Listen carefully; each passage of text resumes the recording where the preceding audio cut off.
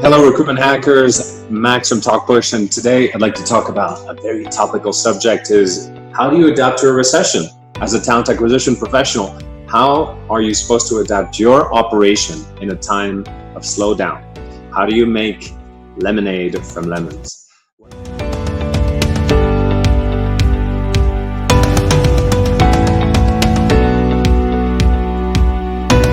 Well, there's a few things you can do, but the first thing people are going to ask you is cutting costs. Can you help us handle our activity, but with a smaller budget? So a few things you can do there. One, on advertising.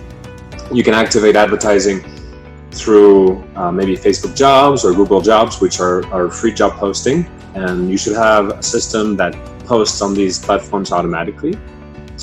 On the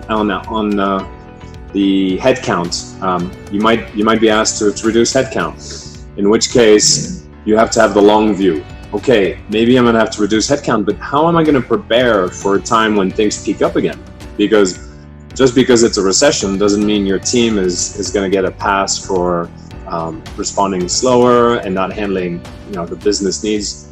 In fact, it will probably even, expectations will be even higher. So how can you match those expectations with a smaller headcount? You have to prepare for things that you need to automate. You have to think of new ways that you can optimize your operation so that you can do more with less. And there's plenty that can be done there probably in your team. And it's probably going to take a few weeks to build that, test it out, and see if it works for candidates and for the hiring managers. So usually a recession is a great time to think about automation and to rethink about your process and that revamp that you've already thought about. It could be an opportunity to simplify your recruitment process. Maybe you don't need as many interviews.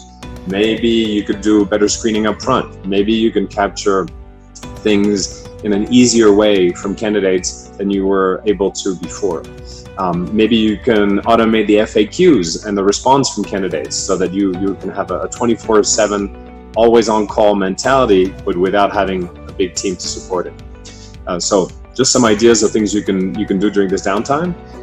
Otherwise, obviously, great time to experiment with remote work. Remote work is another way to cut down expenses because you need less office space, less commuting time, and usually people are willing to work for a little bit less.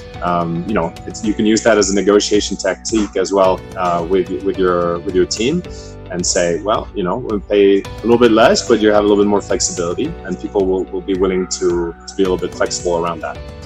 So those are a few ideas on how to adapt. I'd love to hear yours as well, and I'm going to put a link in the comment section with an article we've recently written about all these topics, and would love to get more ideas on how to make the best use of our time during these hard times. Cheers.